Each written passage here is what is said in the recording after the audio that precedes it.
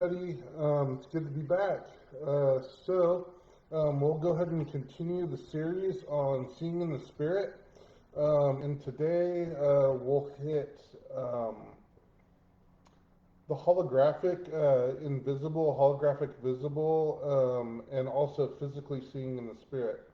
Um, Now, I'm pretty sure that throughout the series, I've actually hit on some of these already. So I'll just give a couple reminders about some of them, but the deep details are in the other ones. So for the holographic invisible, the only time I've ever actually seen that is is when I was practicing stillness with the resonance on me of financial provision. And after practicing that for a couple days, um, I was getting ready to head to the restroom um, and go down the stairs, and I was interrupted by by the invisible holographic sight of coins floating all around me. It was absolutely incredible. Um, because I couldn't see them with my eyes. Remember, they were not visible to my physical eyes. But I wasn't looking inside my mind. It wasn't like closing my eyes and looking in my imagination either. It wasn't that type of sight. It was like what you see in the imagination projected out into the open area where your physical eyes look, but your physical eyes don't see it. It's like your imagination has now somehow transferred into the general area around you. And remember, this wasn't something that I was trying to figure out. This wasn't something I was trying to generate. It was something that just happened, and it startled me when it happened, because I was just like, wow, these coins are beautiful. Um, and and I don't know how I could see them, because I didn't have to like look in my mind's eye in order to actually view them while I was like staring into that space. It wasn't that. It was that I could actually look into that space and see them in front of me, but invisible, and holographic. It's very, very interesting. Um, that was the experience with that. Now, for holographic visible, I touched on when I went to Bruce Allen's translation by faith school. Um, the Lord opened my eyes sovereignly when I was entering into rest. The Lord opened up my eyes sovereignly so that I could actually see the angelic and the physical. I could see the spiritual realm and the physical realm superimposed on each other and kind of behind each other, but holographic, right? I could see holographically through everything that was going on in the spirit.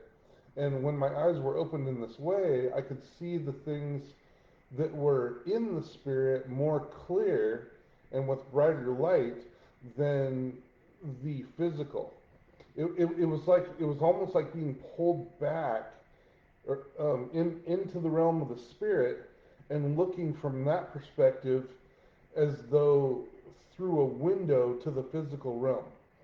Um, so that's what that was. And I remember on one of the last videos I did, I don't remember which one, but I explained the likeness of the angelic orbs that were up front. So I won't hit that right now. And let me see here. I'm just going to mark these ones as complete so I don't get confused. Because sometimes I get confused, as you guys know. Sometimes I forget things. Um, okay, yeah, I'll hit this one. Okay, so uh, when you learn to um, when you learn to go deeper down into stillness, your spiritual sight increases with clarity and such. And it'll come to the point to where you can actually holographically see in front of you, visibly in front of you, things that you can work with in the spirit, right? It could be the holographic invisible, but it could also be visible. Um, I should actually explain how to make it visible. I'm going to do that in the physical part, but here I'm just going to make a note to myself. Explain how invisible can become visible. Yeah, I'm pretty sure I'm going to hit on that, but I'm just going to make a note on that just in case I don't have it on there. Okay, um, so when you're in that deep state of stillness, and you want to, for example, um, make a cloud separate into two halves um, in the sky. What you can do is you can connect into that cloud. Remember, your spirit. I haven't talked about like telekinesis or transference of consciousness or anything like that yet. Um, but remember, we have dominion over the earth that God gave to us, and that's one of the things that we're taking back for the kingdom, right? That's one of the things that we're taking back for the kingdom. And and and, in another section I will actually talk about how you can work with those types of images to put power on them in order to actually make something happen, or to maybe like during a healing you can actually see the transitional phase. You can see the problem with this type of sight, and then and declare that it's changing and such. And I'm not doing that yet, but you can do that, and then you can put Jesus on it and put power on it, and then watch for Rhema to come in as the Holy Spirit shows you what it should be, and it's at that time when your layered resonance that is around you is pushed with power into that thing to make it change to what it needs to be. Um, that's actually how Jeff blew up one of Elon Musk's rockets. Um, I'll make a note of that. Jeff blew up Elon Musk's rocket. Okay. Um, okay. So anyway, so what you're doing is you have strength in your spirit. You're focused on the cloud, and the cloud is, even though it's in front of you, it's actually also in you. And whatever happens in you happens to the thing that you're on, right? Remember, your spirit.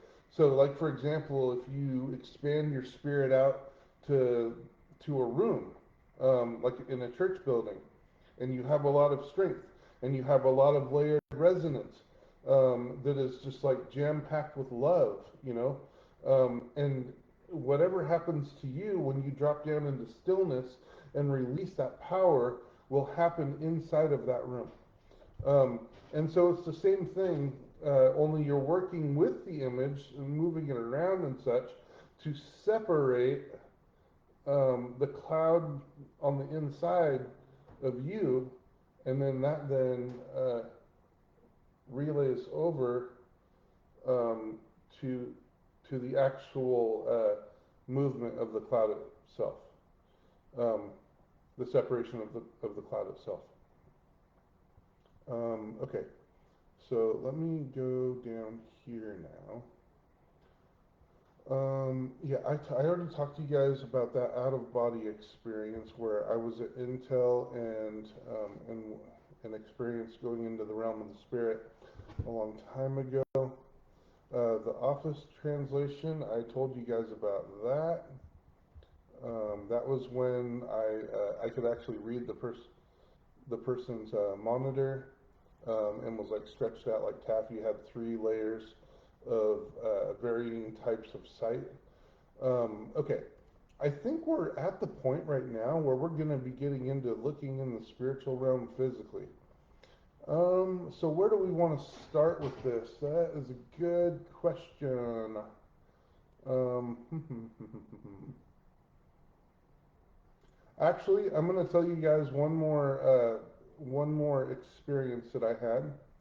And this was when a couple days after I got home from the Translation by Faith conference, and I was taken sovereignly out of body um, to explore my house, um, and it's going to lead into um, some of the things that people see and an understanding as to why it happens the way it does.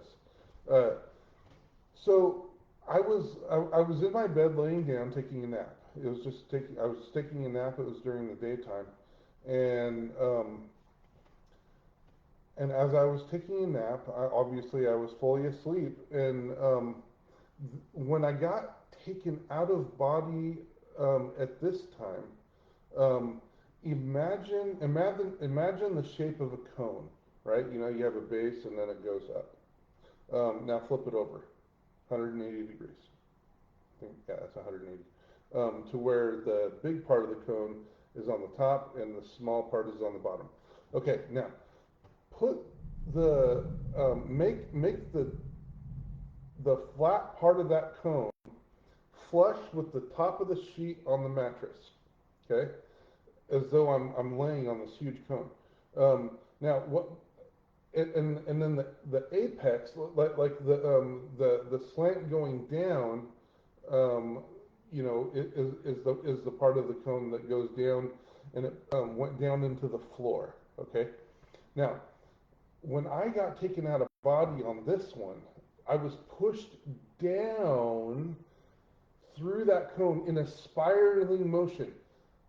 It was almost like, forgive my crudeness, a toilet flushing.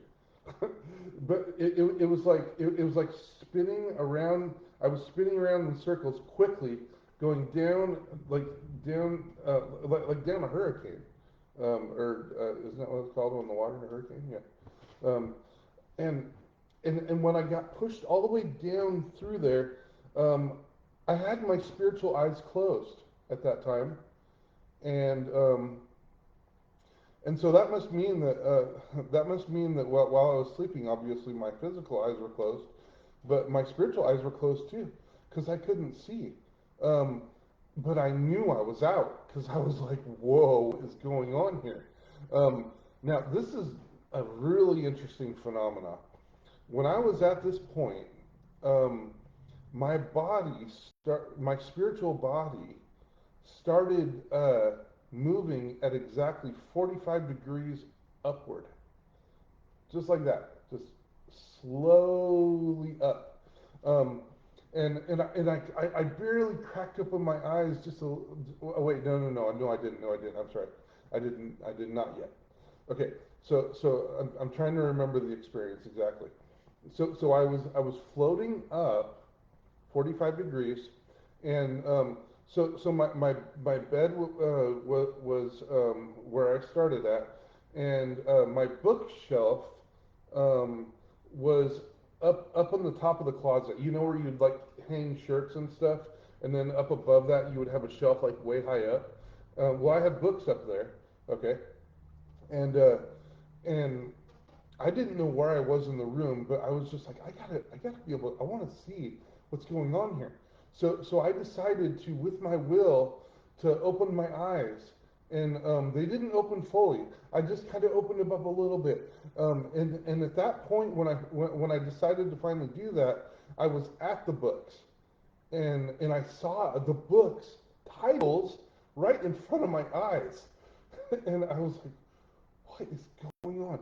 And I kept going just because I'm trying to think about what's going on doesn't mean the movement stops, right? And it sounded like sizzling bacon or electrical static when I went through it. Because I started going through the books, and then obviously, you know, the wall between the front of the books and the wall is not that far at all. So here I am still going. The next room over is the washer and dryer room, and and I floated through the wall, and it sizzles, dude. It's like it's so weird. It's the weirdest thing. Um, Very strange. Uh, but I was intrigued. I was like, wow, I'm paying attention to this, man. I want to learn what's going on here and like how to be in this place. Uh, and so so the laundry room, laundry rooms aren't really that big. I decided, I just said, oh man, if I open my eyes more, I might pull myself out of the experience. I don't want to do that. And I was like, but what's the point? If I'm going to go around and explore these things, then I have to. I have to open my eyes. And so I was like, okay, I am willing to open my eyes fully. And then, whew, they opened. They opened up, and I was like, "Cool, okay." Um, Now, this is another. Hold on a minute. I'm just going to make a note of what I just said so I don't forget it. Floating in laundry room. I don't know why I have caps on. I forgot what I was going to say. Oh my goodness. Oh, this is funny. Um, what was I saying? Okay, yeah. So I was floating up. Where Oh yeah, spiritual eyes. Right. Okay, yeah. So so this is interesting. It is possible to have your spiritual eyes closed even while you are out of body, um, and and the same spiritual eyes that people are wanting to open to be able to see into the realm of the spirit um, are the same thing. It's just you're not out of body, you're in the body. It's the same spirit, you're just inside the physical shell, right? So you can I'm not saying you can. I mean everything is possible through Christ, obviously. But I've never actually tried that. I should try that. I don't know. Maybe you have more faith, or it's easier when you're out of body. I don't know. I don't know the answer to that exactly. Um, but okay, so I was floating in the laundry room and then through another wall, right, to the open concept living room where there was a ceiling fan up above there. That my wife was in the room and I could see her. And then over on the right hand side was an open concept kitchen um, with uh, um, with a countertop and sink and everything over there. Okay, so I floated all the way up to the ceiling fan and stopped. I, for some reason, the 45-degree movement just decided to stop. So I was like, okay. Um, and what I did was I decided that I wanted to use my will, or actually, no, I didn't. I didn't really do that. I didn't think I'm going to use my will. I just did it. I thought, I'm here. I want to go travel over there. I want to go cruise over there. And I did. The thought of wanting to go cruise from one place to another moved me to that place. And I cruised over there. And I was like, okay, this is cool. Now what? Let's see. And I was like, my wife is down there. I got to get her attention. That probably wasn't a thing I should have done because, ghostly things happening in houses is scary, obviously. Not something that you want to be doing. But but this is what I did. This is what I did. I said to myself, hmm, I wonder if I could open up a drawer in the kitchen to try to get my wife's attention.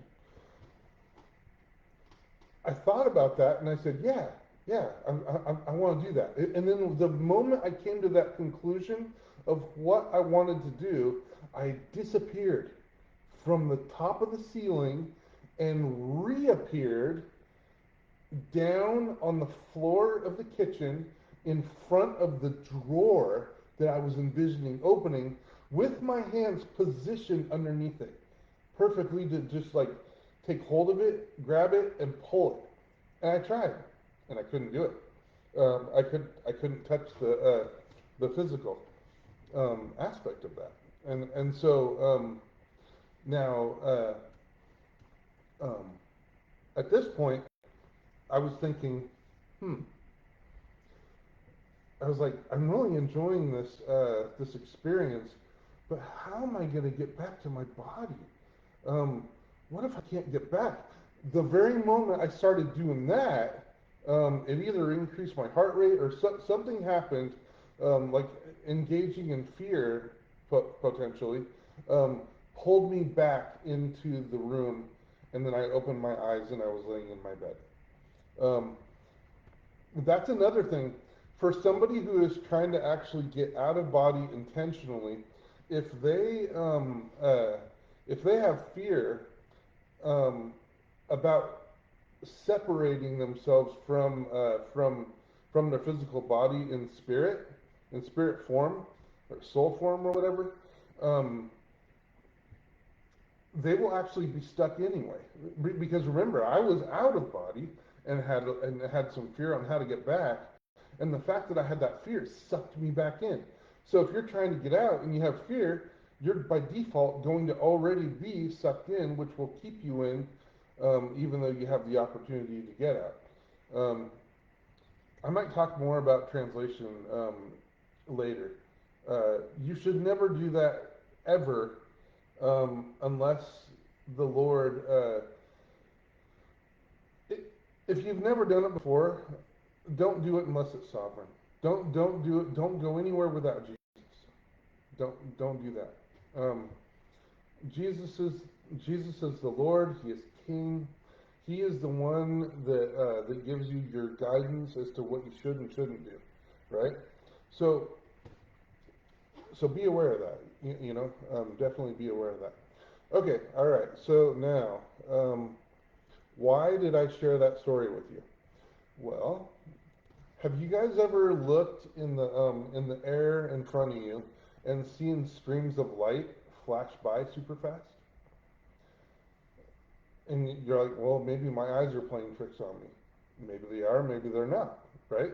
Well, what I noticed was that because I had the ability to disappear from the top of the ceiling and reappear to the counter, I'm guessing, I don't know this for sure, but I am guessing with a hypothesis that I looked like a stream of light dropping down from the ceiling to the cabinet, and it was lightning fast.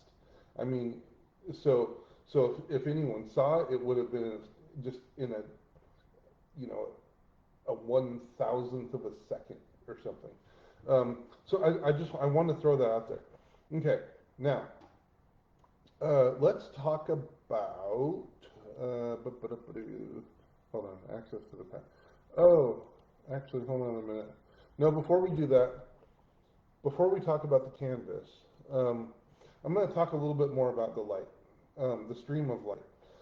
So Jeff had an experience one time, probably multiple times, but this is his first one, where where he saw a stream of light, and and the Holy Spirit told him, go back and imagine where that light was, and go to that place and touch your finger on that light and trace across it with your hand in the air. So he did that, and nothing happened. And he's like, okay, now what? And so the Holy Spirit said, now what I want you to do is I want you to go put your finger on that light like you're going into the past, um, and put faith into it, put power into it, put belief into it, that you know that what you're touching is real now, right? And so he did that. He put his finger on that trace of light that he remembered where it was, and moved his finger, and it manifested the angel. And that was something that happened in the past now that he was accessing. So he was remembering what he saw. He was touching it with his finger and tracing it with his finger from the standpoint of knowing it was real, right? Because and so that means that he was somehow he was putting his finger into the past with belief, and he wasn't thinking about the past. He was just thinking about the stream of light. But that's when it happened, was in the past, right? And so he touched it, put belief into that, and traced it, and he got blasted by the power of an angel that literally knocked him back, um, because that was an angel that made that stream of light. Um, so yeah, so there's that, and okay, let's talk about the canvas. Let's see. Before we talk about the canvas, I know I just said I was going to talk about it several times. Now I'm talking about doing this. Okay. Um, so there is online a game that you can play that will show you something very interesting about yourself. It doesn't work for everybody, but most people that I've tested it on, it works. Okay, and it's crazy. Um, I will.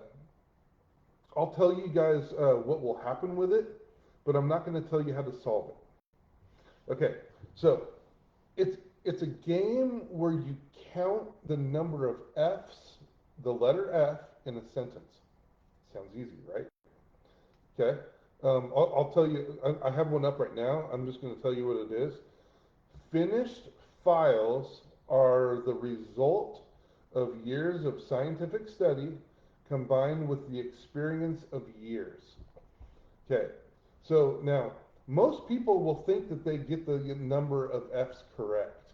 Some will. I'm not saying that some won't. Some will, and the ones that are honest will be dumbfounded when they find out that there's actually more that they missed. And there's a reason for that. There's a reason for that because there are certain things inside of that sentence that I just said that your brain thinks is not necessary, and so it will not show you it unless you know to look for it. Okay? Um, so you can do a Google search. Just count the number of F's in the sentence. Just type that, and don't look at the don't look at the answer. That's cheating. But see if you can do it. See if you can do it, and then look at the answer after you've tried it 3 times. Count them 3 times, 3 or 4, 5 times maybe. I'm telling you, man. If you don't see them at first, you're not going to see them until you know the answer. Okay. So, all right. So why am I telling you this?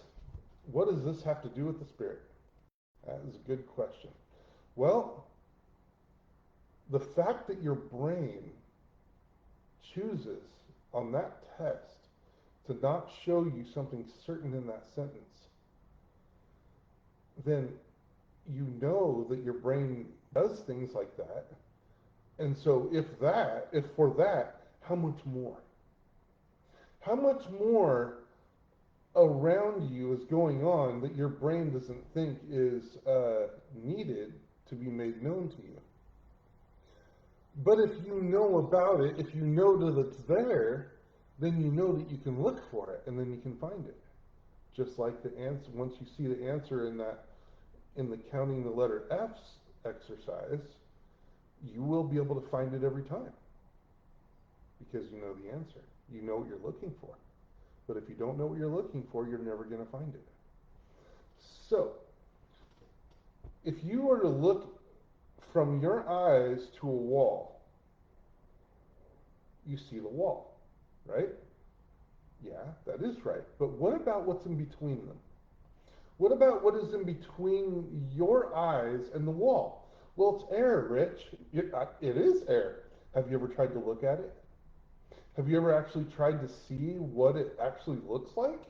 Well, so the best way to see this is in darkness, like um, in like a dark area, because what is all around you, and I see it everywhere, man. It's crazy.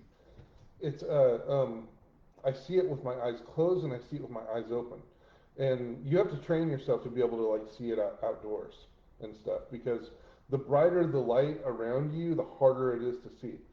But what it is, I'm just gonna look over here. It looks like a fog.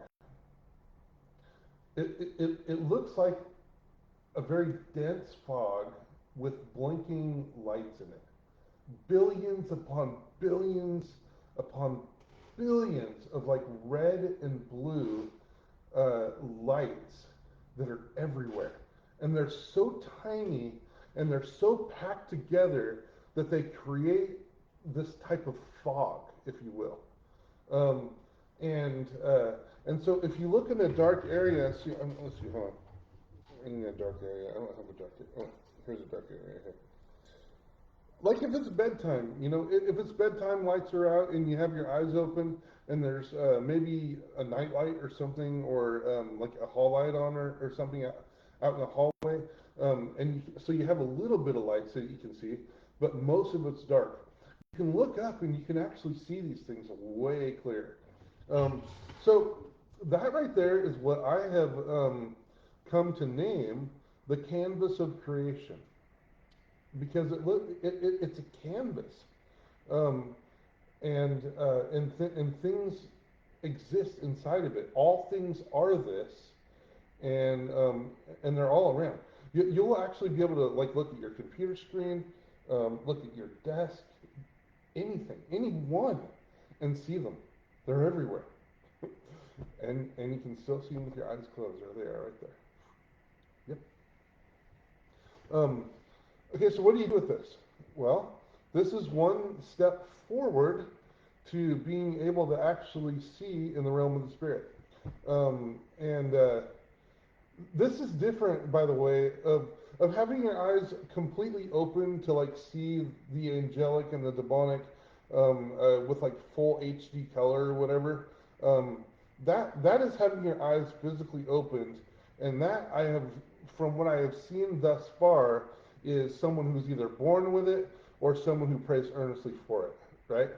Um, like what I said a long time ago, that Michael Van Blyman sat in the he imagined the fire of God as a pillar burning his eyes for a certain amount of time with consistency. Sadhu got on his knees and prayed and prayed and prayed, and wow, there's an angel in here right now, and the Holy Spirit is just like warming. Wow, thank you, Jesus. It's actually nice. It's cold in here, and you know what? I need a drink. Um, okay, so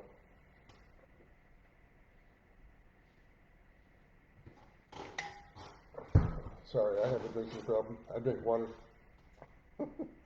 Okay, so I'm gonna mark those ones right there.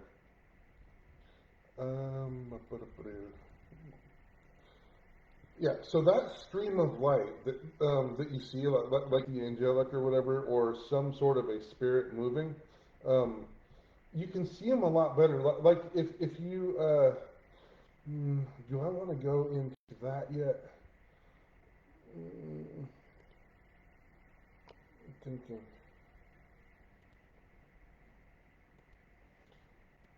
No, I'm gonna go into this exercise. Okay, so you guys have probably heard about seeing other people's auras. An aura is basically the colors that are radiating from your soul. The emotional state of what you're in is what radiates out, and the openness of your heart will determine the expansiveness of the size of it, how big it is.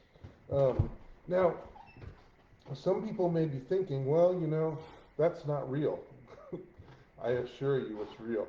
And I'll show you a way. Um, an interesting exercise that I found accidentally was on Facebook, and it was inadvertent.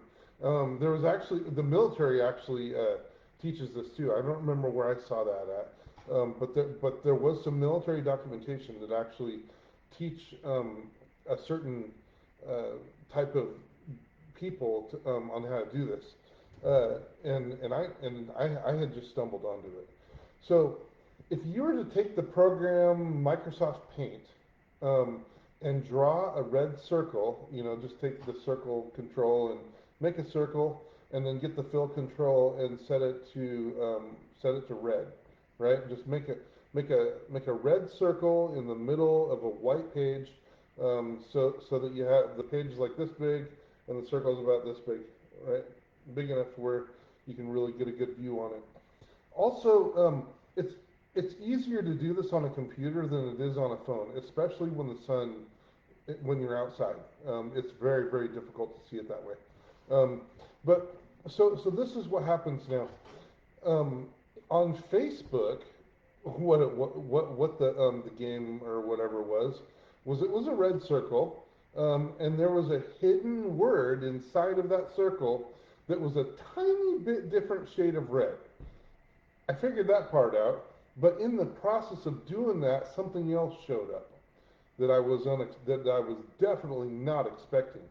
And believe me, when you see it, you will know it. You won't have to say, "Well, let's see, is that right?" No, you'll know. You will know. So I'll tell you what will happen. I'll tell you what will happen with red, and then you guys can come back to me and tell me what you see around yellow, around blue, around purple, um, etc. The other colors, just the base colors, um, and uh, um, and then I will tell you if what you're seeing is correct or not. Because it only glows one way, and you have a white background, right, on each one of them. Okay, so this is what you see. So you're staring at the center of the red circle, and you're bringing your awareness out, kind of like what I said about being in the room with Jesus. You're staring at the wall or the lamp or whatever couch, whatever it is. You're not looking for Jesus. You're expanding your peripheral vision out, your awareness out to where you're just aware of everything else all around you, but you're staring in one spot. So you're staring at that spot in the center of the circle, and bringing your awareness to the rest of the white all around it. And you slow your breathing down a little bit. Just kind of zone out a little bit while you're looking at it. And what will start to show up to you are blue glows. You're looking at red, but you will see a blue, vibrant neon glow. And it'll move. It pulsates like this. It pulsates out and in, and it circulates, and it leaves residue that you can see. Um, and uh, and this right here is kind of training grounds on how you can now you can print that circle, print that red circle on a piece of paper and hold it in front of you physically and look at it like that. It'll still work. Or you could get an apple that is red and put it, on a white background and do the same exact thing. And now you're seeing the glow around the apple. Um, Now I'll tell you another cool thing. Oh yeah, I guess that's right there. I'll tell you another cool thing. If you're looking at a bright blue sky with no clouds in the sky, and um, there's trees with like leaves and stuff that are all nice, beautiful, and green. Um, if you choose to look at a single leaf and do the same exact exercise, you will begin to see the glow around that leaf. Now, if you choose to back off of that, and instead see the entire forest as the horizon across the entire blue sky, the entire forest will start glowing. That means that you're connecting to it. That's what you're doing. You're looking at it, and you're connecting to it. And that's literally what it is. Now, there were some experiments done um, with this sort of a thing in order to actually view what I'm telling you scientifically with equipment. Um, and it's called Carillion photography. So they took a leaf. Um, they took a leaf and they put it underneath a Carillion camera, and they could see the glow around it. They could actually see the auric glow designed by God. This isn't New Age. This is God's own design. He made it. Satan didn't make anything. Satan stole, twisted, and messed everything up. This is beauty that God has given us to be able to look upon when you know how to see it.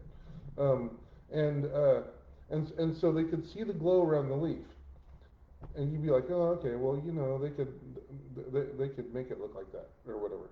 I mean, not really, but okay, so forget that statement. They tore the leaf. They tore a part of the leaf off, and then they put it back under the camera and saw that the leaf was fully intact. Its soul was still there. Even though you tore the physical, it was actually still there. Um, and The same sort of thing has actually happened with people who have like lost limbs. They can still feel the movement of their arm, and the reason why is because their soul's still there. Just because an arm is not there, it doesn't mean that the soul's not there, and they can still move it around. That is disembodiment, basically, of your spirit. It's partial translation in a nutshell, really, um, and so that's what that is. Okay, so now another exercise that you can do is hold your physical hand, get soft lighting like behind you, and hold on, I have to write this down real quick before I forget it. Um,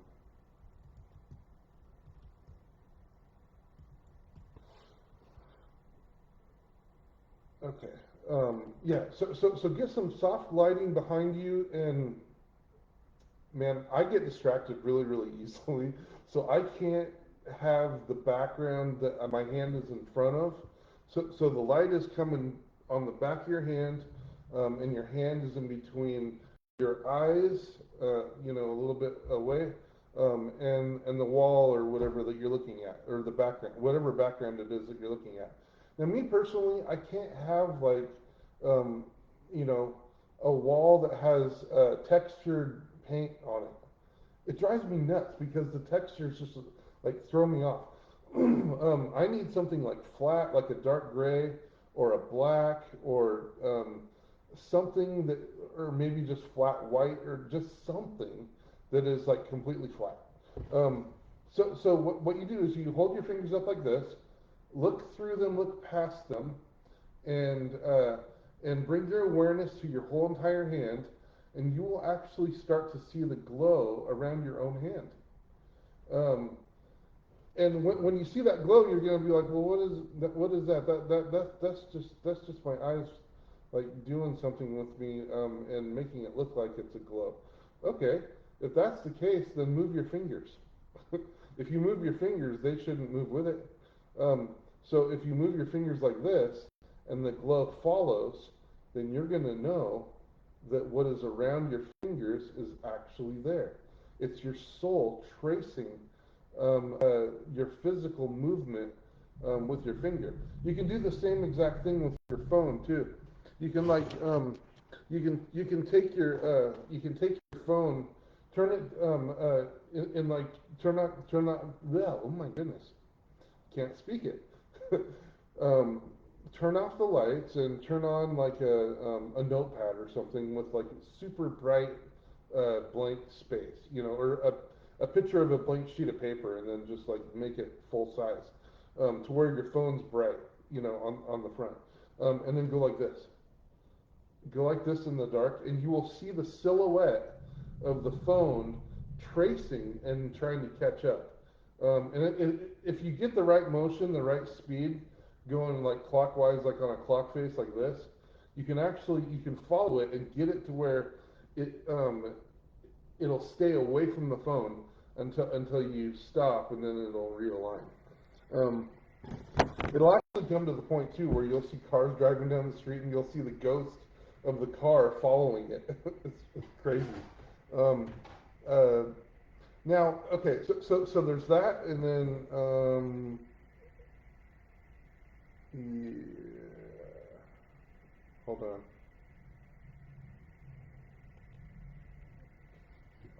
Oh, yeah, I did that part. Okay. So another thing that you can do is instead of having your hand in front of you, instead of having your hand in front of you, we'll do another hand exercise in a minute. But instead of having your hand in front of you, have somebody stand up against the wall and stare like at their forehead or something, but bring your awareness to the outside, and you will begin to see them glowing. You'll begin to see the glow around them. Oh, one more thing about the circles too, by the way. Most people, when they initially do this, they'll see a white glow around it, around the red circle. I guess you could call that phase one, maybe, um, but that's not what you're looking for. You know what you're looking for. You're looking for a blue neon glow, and you cannot miss it.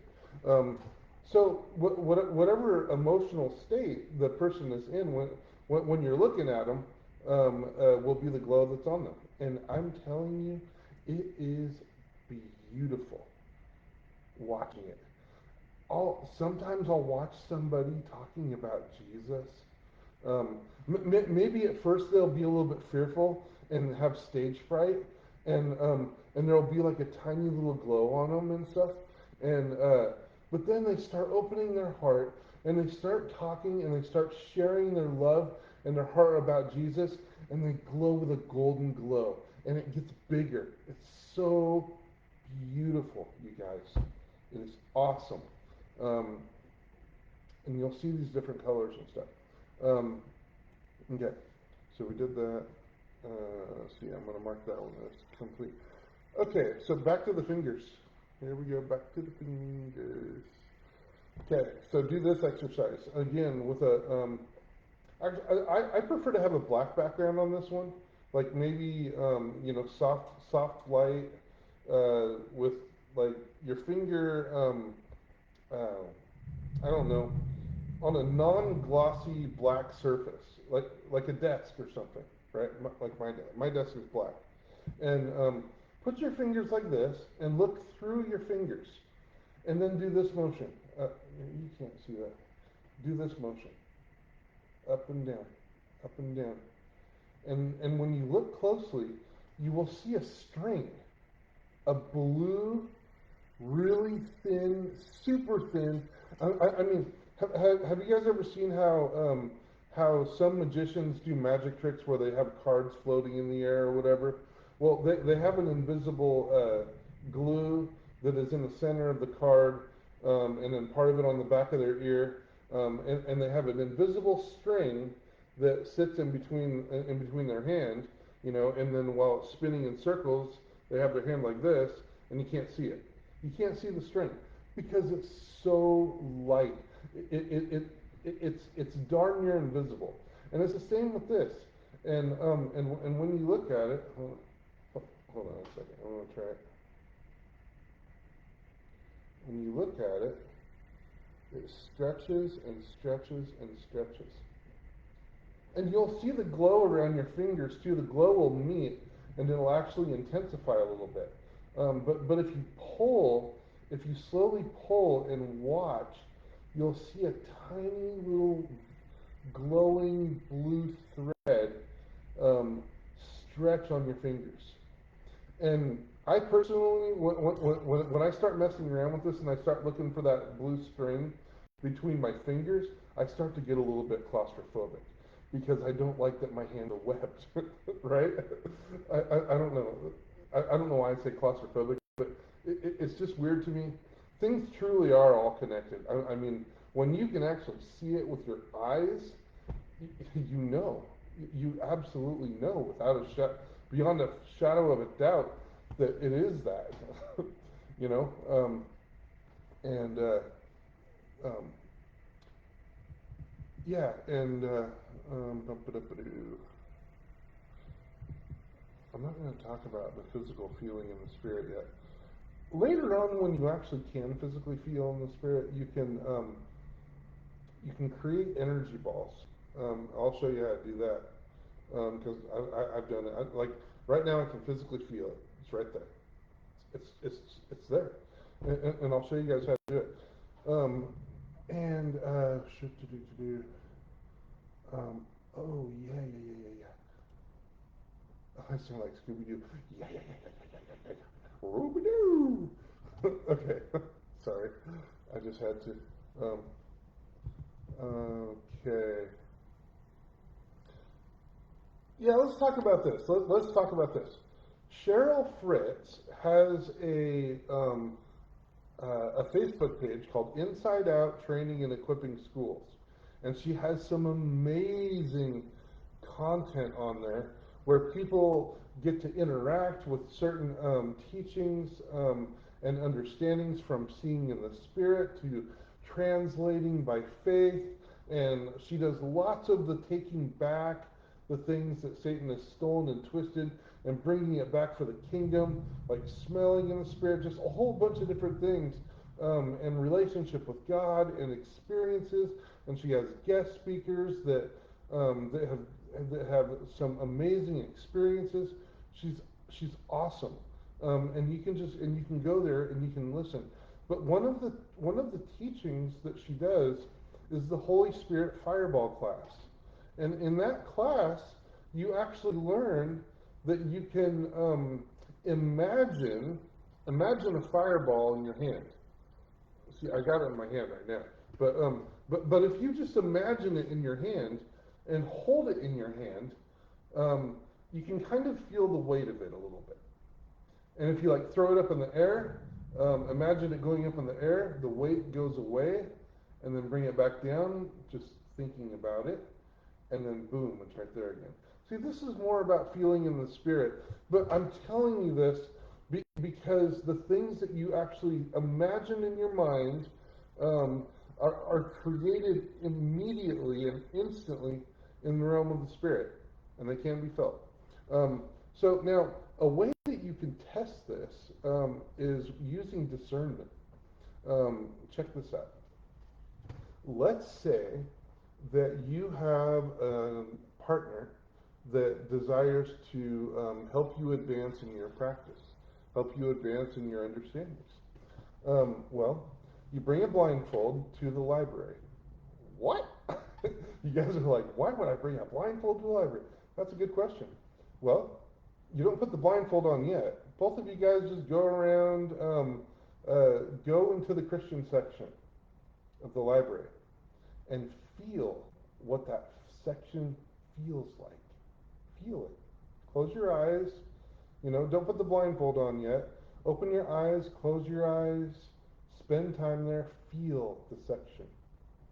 And you'll feel the presence of the Lord and the warmth of the Holy Spirit. Now, I'm not recommending looking at any books in this other place, but go into that area and feel what that place feels like. I am speaking of the witchcraft section. I am not saying to look at any of the books. I am not saying to do any of the practices there. I am saying to just simply walk into that section and pay attention to what it feels like. Close your eyes, feel it. It's sharp, it's cold, it's witchcraft. You can feel it. You know what it feels like. You will learn what it feels like.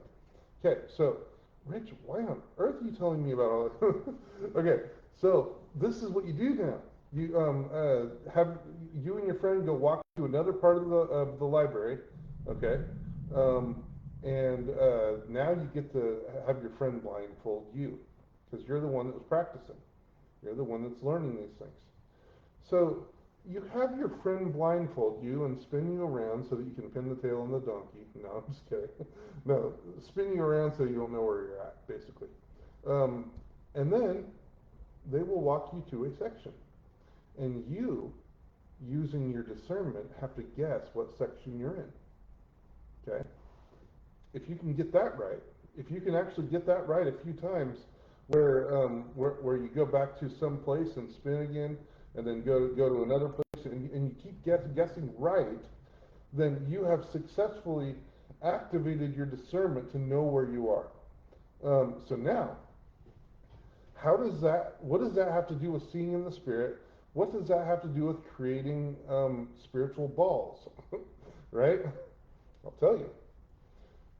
So you go into the witchcraft section and you imagine that a ball of light that is filled with the Christian section is around you. Let's say 20 feet in diameter or something. Big enough to where it covers, where it goes down into the floor, up above you, to the sides of you, to where it's like, if it's 20 feet in diameter, that's the full length of the circle, or the sphere in this case, and half of it would be like 10 feet, right? So, so you imagine doing that, and creating that ball with the Christian section, with the holiness of God inside of it, and you're in the witchcraft section, but now you're feeling the Christian section. This right here proves to you that what you just created is real. Now, let's say that you were to take 15 steps outside of that big bubble that you just created, and now all of a sudden you're in the witchcraft section. That right there tells you that the ball that you created is stationary. Is it still there? I don't know. Go back and walk into it. Take 15 steps back.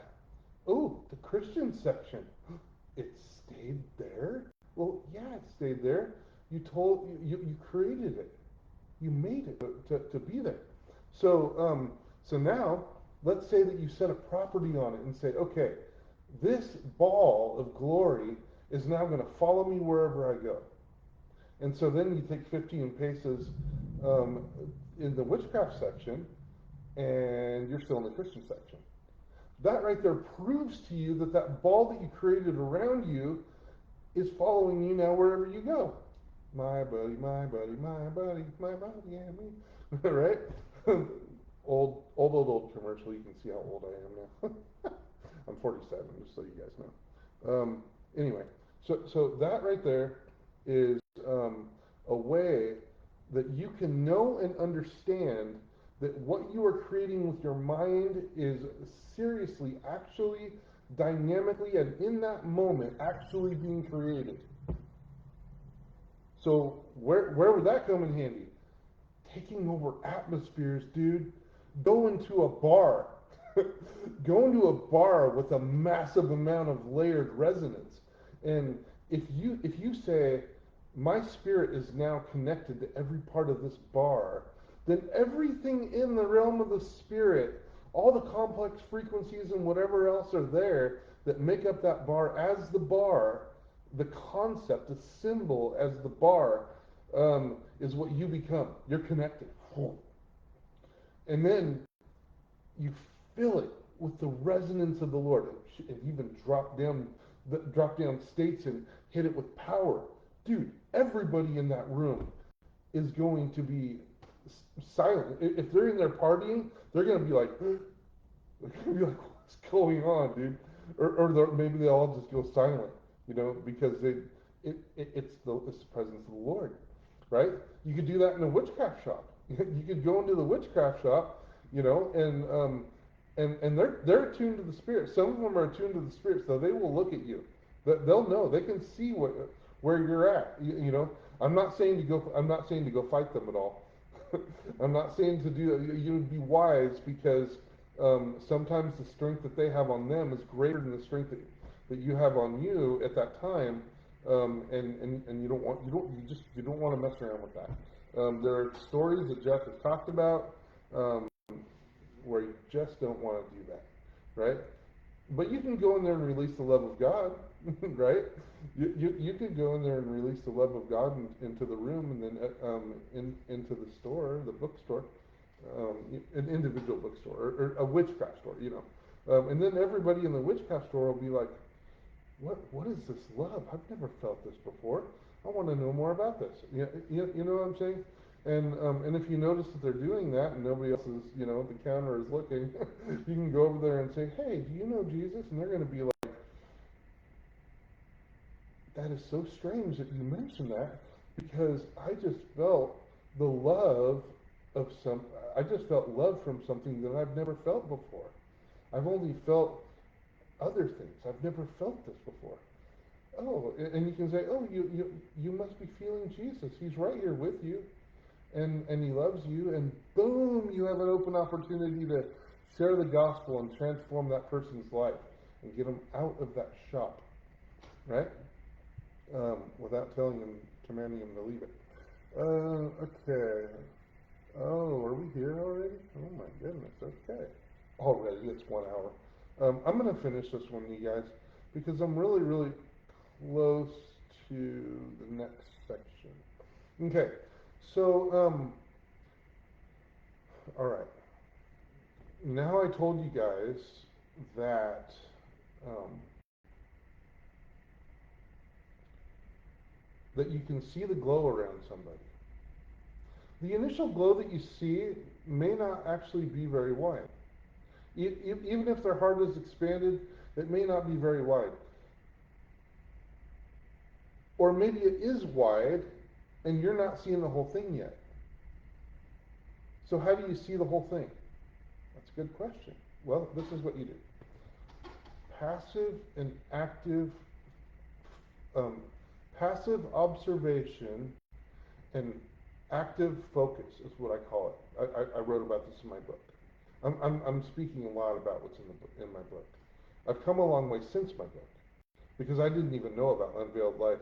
I actually released my book about 2 weeks before I even found Unveiled Life.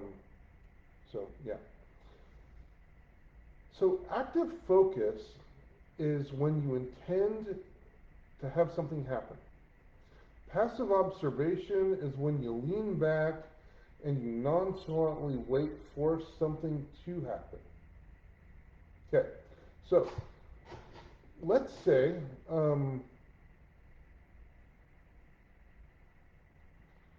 let's say that you're doing the hand exercise and you're not seeing anything, or maybe let's say that you're seeing a little bit of a white glow but no color glows or anything. So what you would do is you would hold your hand in front of you and look at the white glow and memorize what that looks like. Then, when you have it memorized, transfer your focus from what you're looking at physically with your eyes and look at it in the screen of your imagination. You can even close your eyes at this point if you want to, if it's easier. You can do it with your eyes open or with your eyes closed, it doesn't matter. But if it's too distracting to see the physical in front of you, um, then then you can just use your imagination.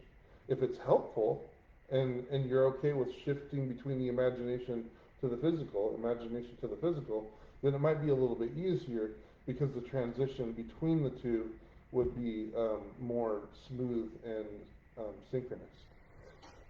Um, so you're looking in your imagination at the copy of exactly what you memorized with the white glow around your fingers. You're looking in your imagination.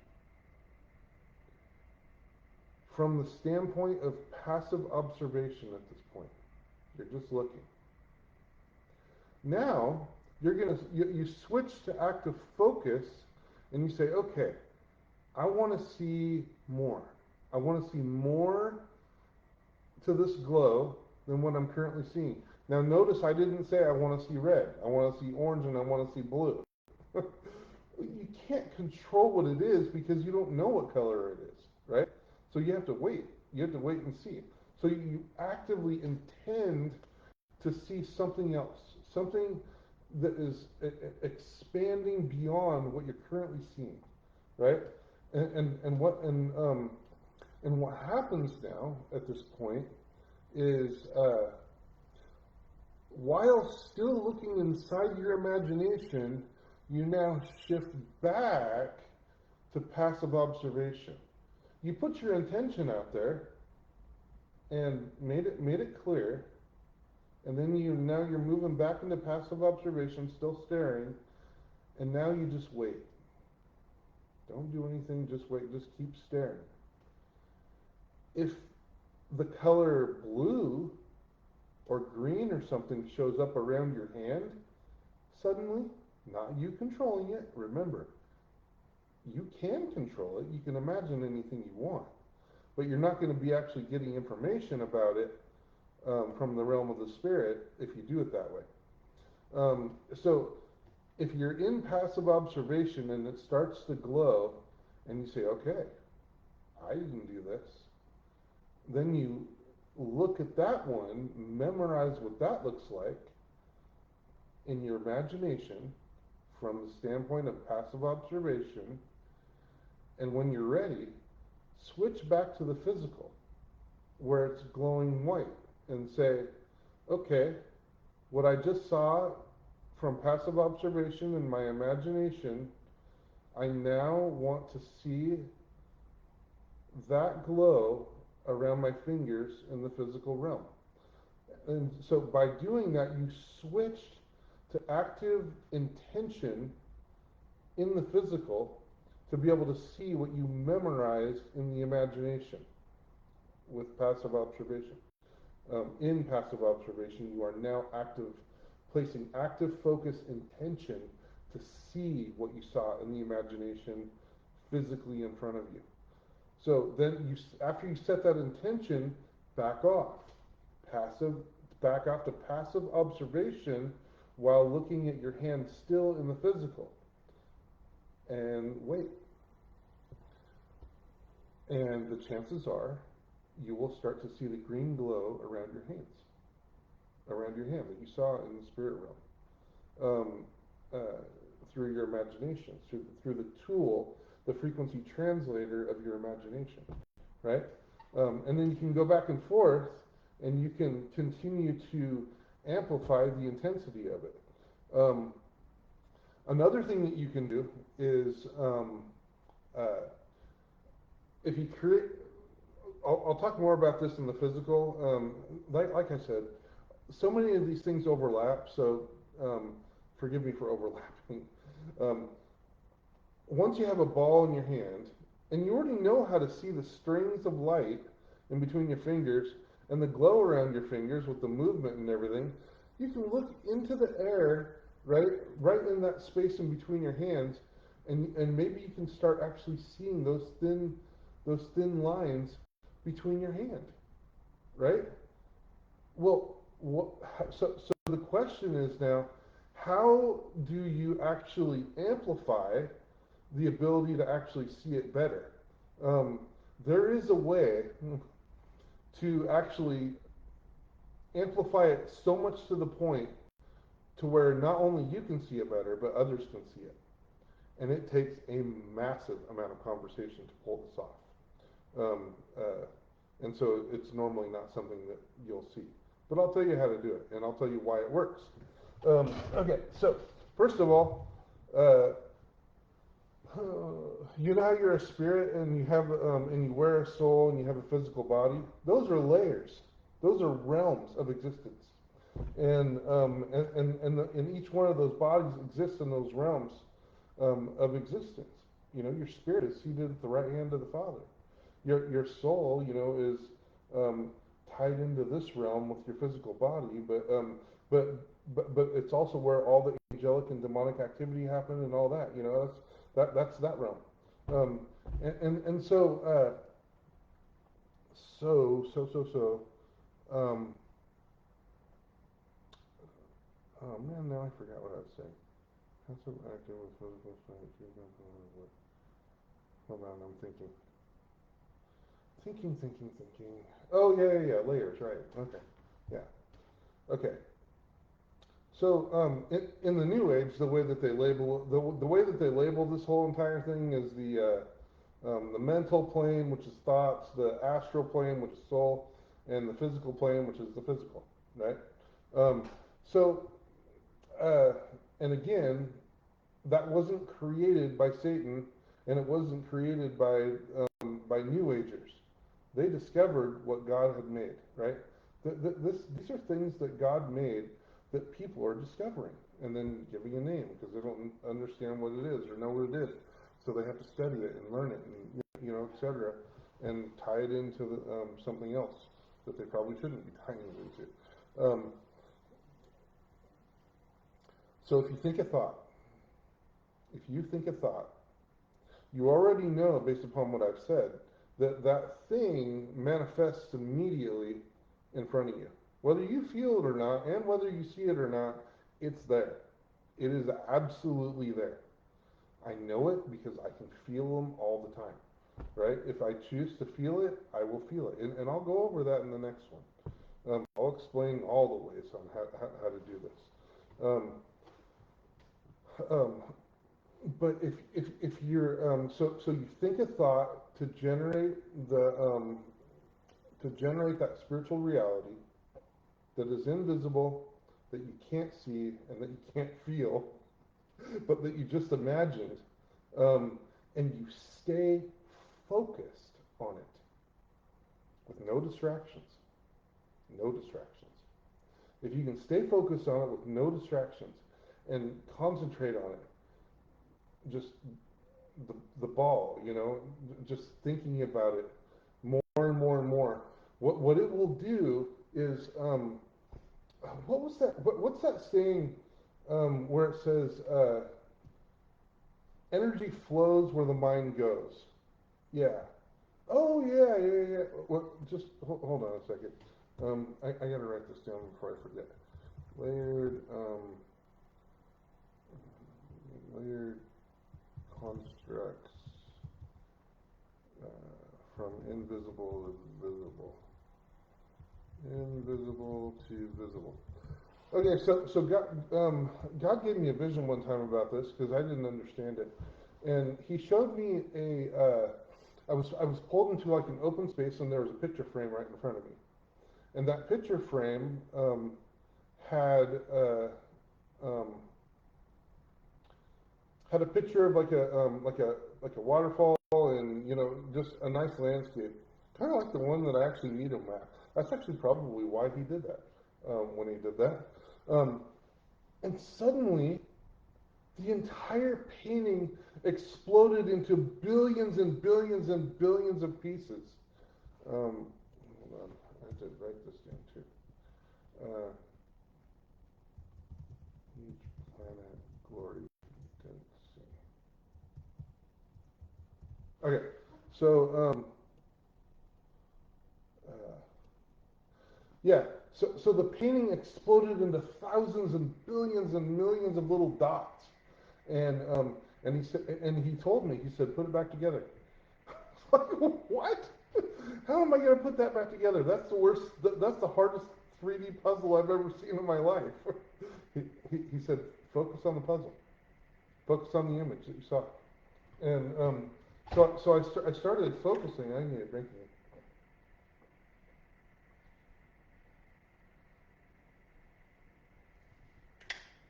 Oh, I love the taste of water. So I started focusing on the remembrance of the painting that I saw, an image of it, and I started watching the particles all around me that were exploded in the space, pulling like a magnet toward the frame. And and what happened was I got distracted by another thought, and I watched it go boom, and it exploded again. I was like, wait a minute. I was working on putting that puzzle together, and that he said focus on the frame, focus on the frame, focus on the puzzle, or I mean yeah, focus on the picture. Um, and so I did. So I was given grace to be able to stay focused on it.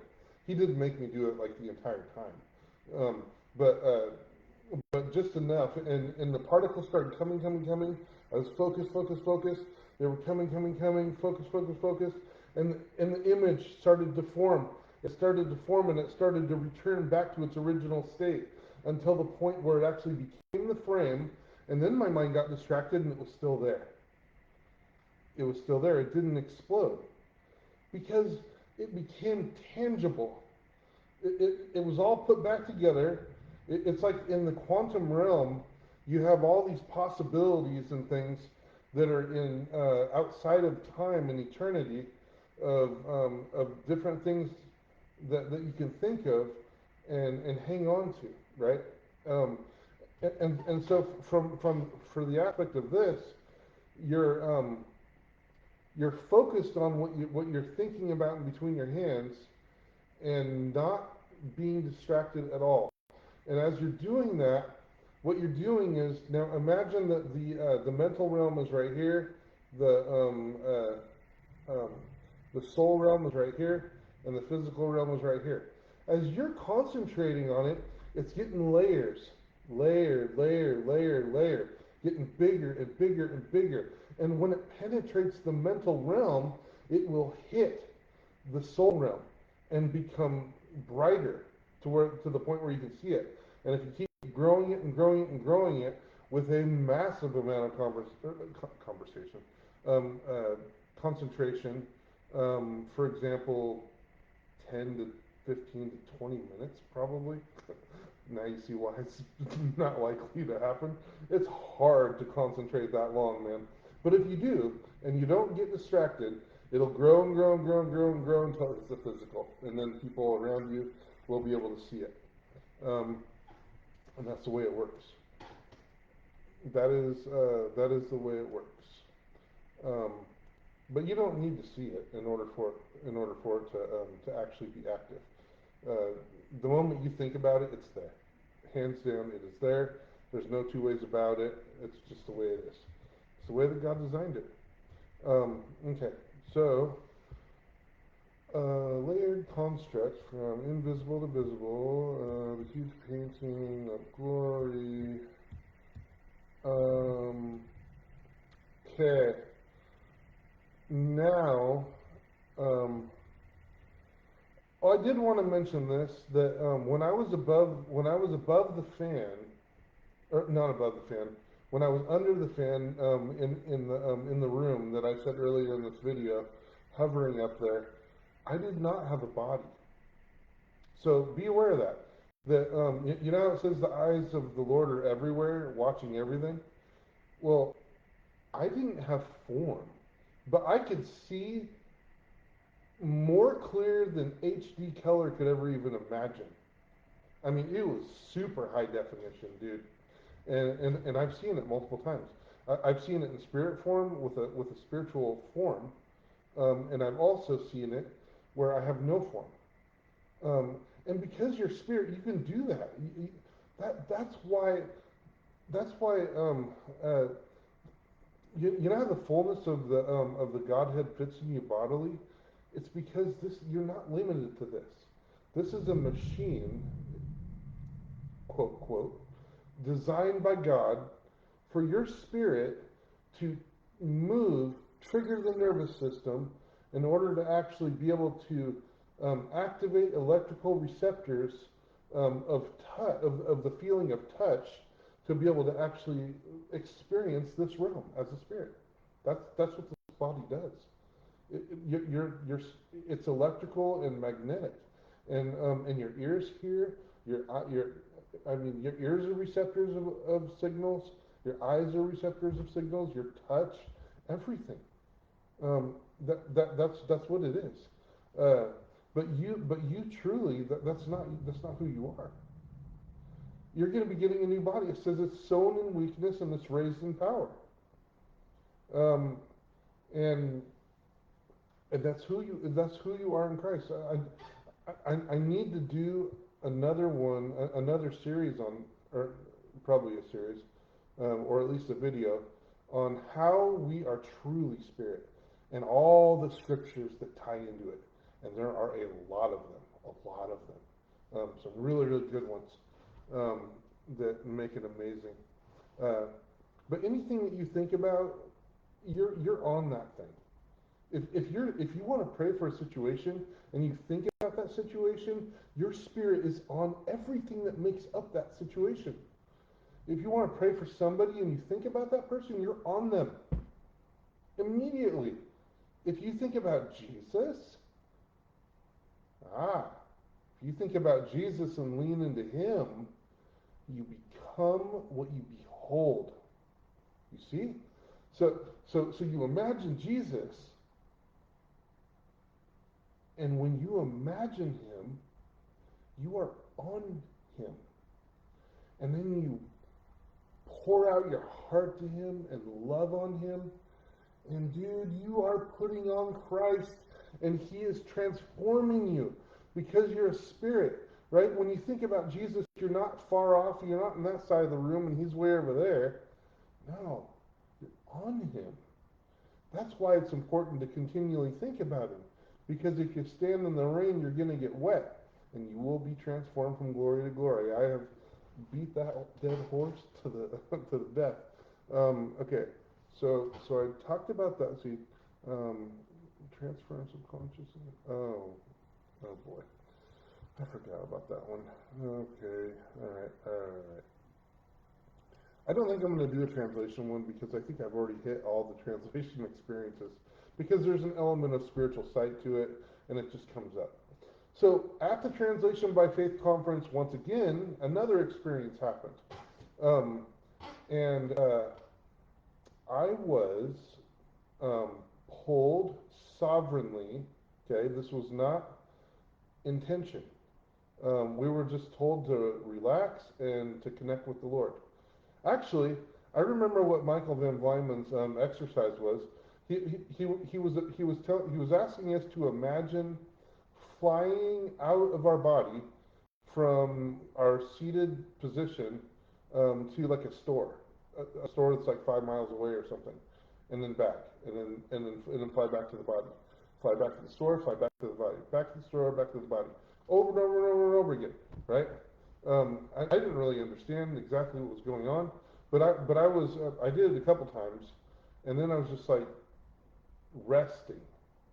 I just decided to rest and just Jesus, I love you, and because I didn't really know exactly what to do, and what I did, what happened was, I got pulled out of body sovereignly by the Lord, and I was floating probably about 10 feet above everybody in the class. So, and I had a body at that time. This was a translation where I was out of body with a form, um, like my body. It looked like my body, but I was in my tummy. I was like it was like I was laying down on a surface, but I couldn't feel it. I was just floating, right? And I was looking down at everyone, and I had the I my heart broke into a million pieces because I thought about the amazingness of the breakthrough, and I said to the Lord, I said, Lord, I am so sorry. I did not invite you with me on this journey. I didn't invite you. I was just sitting in rest, telling you I loved you and stuff, but I didn't ask you to come, and I want you to come. So I went. I flew back down to my body, and back in, and and I was telling Jesus that I was sorry and that I love him, and this is what happened next. The Lord translated me again out of body, but not in the room. Outside. I was outside the room. We were in Spokane, Washington, at an area where you like go, um, uh, not camping, lodging or whatever. I don't know. It's a conference hall, and there's like cool buildings and stuff in like a lake. But anyway, it was dark out, and the Lord translated me um, above the building. I don't know. We were probably like 30 or 40, maybe 50 feet um, up above the building and looking at the lake. And I was like, Lord, this is beautiful. And and then um, and then what happened was we started to cruise and travel uh, toward the ocean. It was fast, but it was still, it was, we were going super fast, really fast. But at the same time, it was so steady and so smooth, it was like riding in a Cadillac. Um, and, uh, and then we were hovering over the ocean, and I could see the ocean waves all below me. And and all of a sudden he thrust us down deep into the ocean, and there was a whale's tail that almost hit me, um, and I was like trying to focus. I was like, dude, I'm under the water. I'm being hit by a whale, and then the next split second, we shot up with immense velocity um, up through the water. I saw the splash. There was a splash. There must have been a physical element to this. Um, I couldn't feel the water. I could not feel the water. When I was under the water, I felt just ethereal, spiritual. But when we came up out of the water, there was a splash. Um, who knows? I'm guessing that it was us that made the splash, or a whale, or whatever. But we didn't stop up above the ocean. We kept moving all the way into space, all the way up into space, dude. And he zipped us over to Saturn, just like that, in the blink of an eye. Saturn, and he was cruising around the rings of Saturn, and it was so cool. I could see the rocks. I could see everything all around the planet. It's awesome. Um, and then and then and then and then that experience uh, ended because I heard you can hear someone in the room, in the physical room, in the other room, where you're not at. You can hear them talking. I guess.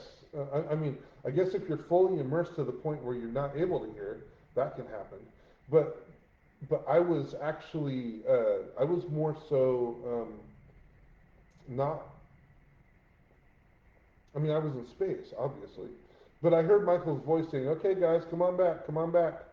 And right at that moment, I was snapped back into place at that point in time, and I was in my chair, and every single thing on my body was tingling like crazy, and I could still feel the movement of my spirit. It was almost like I wasn't physically completely settled physically into my. It was like my spirit was not physically settled into my body yet, and so I was able to move my back, lean back like this, through the back of the chair, down, and then back up into my body, and I could lift my hand. I would feel my hands lift up and go down, and sometimes I'd move my physical hand, but my spiritual hand was moving more so than my physical, not just the hand, the arm, my whole arm was moving, and I stopped, tried to regain my composure, and everything was just tingly I was living vibration at that point, man. It was crazy. Um, and then there was another time that I was at the Translation by Faith conference. Okay, this is a pretty cool conference, right? I was at the Translation by Faith conference, and I was worshiping. I was worshiping so deeply in the Lord, and I just got lost in the Lord. And the Lord showed me a vision of water, and He pulled me into the water, not as a body, but my spiritual body became the water. And at that point, I knew everything that was happening in the water. I could feel myself moving as water. Every fish that flipped its fin, I knew about it. I knew about every single thing that was going on in that realm, from that state, because when you have assimilated the very essence of water itself, you become it, and it becomes your new body that you experience with. And after that, still during worship, he pulled me into fire, and I knew what it was like to actually be fire. Um, just like, have you ever touched a flame, you ran your finger through it, and you feel the softness of it? I could feel that softness all around me, and the flickers. You know how sometimes the flickers, how they go up and they disconnect and kind of fizzle up into the air. that was me. I could feel my spirit as that body. And even though it went up in the air and fizzled and separated, it was still me. It was still part of me. And I could feel the blazingness. I could feel the strength of the power in it. And the movement, the sheer movement was just amazing. And then um, uh, and then he pulled me into the winds of the Holy Spirit. I got to feel like what it was like to be wind, just the movement, the graceful movement, the spiraling movement, wherever the wind goes, wherever the wind goes, just like what Jesus told Nicodemus, the wind goes where it wills, and you can't see it, but and so it is with everybody born of the Spirit. The Spirit goes where the Spirit goes. Well, the wind, as it was blowing around, I was the wind, blowing from every direction. It was like my body was all of the wind together, clashing, intermingling, separating, blowing with slow speeds and high speeds, and feeling birds uh, riding on the wind with the feathers of their wings, and just gliding. Um, and then before this one ended, a door appeared before me, um, and it was very ornate and beautiful, and it was a double door, and it opened up, and there was bright, super bright, blinding light shining out of it, and I got pulled into that light, and I was able to feel what it was to be light, to be, for my body to actually be light. And that one's hard to explain because it is the very essence of existence. It is the very essence of God the Father speaking, "Let there be light." I mean, that was sound vibration. That was sound. I wasn't sound. I was light. I was just. I don't know how to explain it. I can't explain light. It's too hard to explain it. If I can meditate on it for a little bit, maybe I can come up with a way to explain it. But at this point, I'm really not sure how to explain that. Um, but um, but yeah, so there's that, and uh,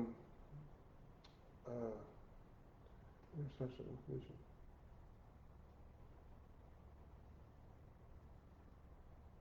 Yeah, I don't think I'm gonna hit on that one on this one. I'm gonna do that one on the intercession one, putting power on stuff on that one.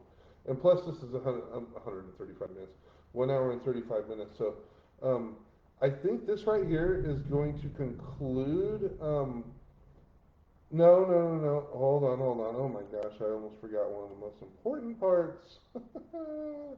Oopsie. Oh, I forgot about that one too. Oh my goodness, dude. Okay, all right. Okay, so one time I was translated into the spirit, um, just um,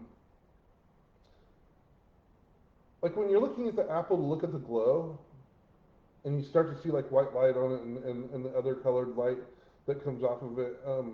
Uh, you're shifting into the spirit. That's actually you're kind of shifting. You know the daydream state where you'll see the glow. You keep dropping down lower, and man, I can feel the spirit right now. Um, so I was outside, and I was in the spirit to where I could see the spirit, mostly spirit, but some, most, half spirit, half physical.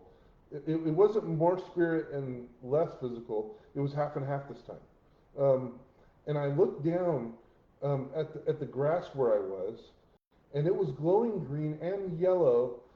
The yellowness was like moving around. It was very very thick and fluffy, almost like a cloud. Imagine the form of a cloud and the structure of Mercury, the movement of honey, um, but as nothing other than bright neon glowing light. That's the way I can explain it. And it moved, and it was moving around like the northern lights on the ground. And everywhere it moved, the grass glowed. Everywhere it wasn't, the grass was normal, but it would move around. And then there was a thing that I was looking at in front of me, like the size of a mailbox or something, and I saw um, uh, circulating strings of light that looked like orbits, like going like this, like a circle, not a sphere, a circle moving.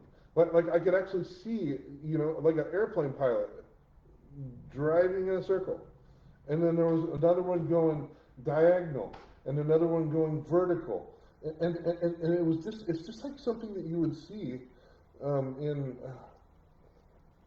like planets orbiting, I guess. Um, uh, yeah, um, and it was very pronounced. It was extremely pronounced, um, and I could see it. I could see it spinning. It's so cool. Um, yeah.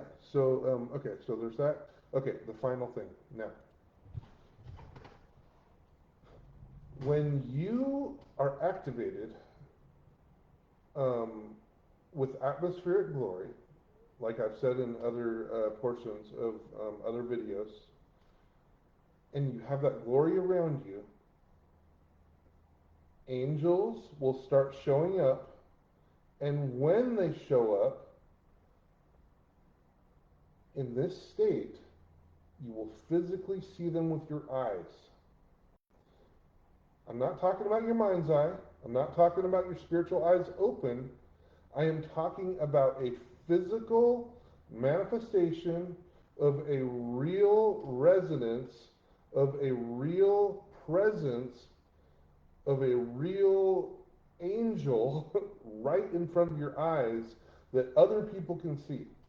Like Jeff talked about it, they even throw light off the side of his house, and you can see them.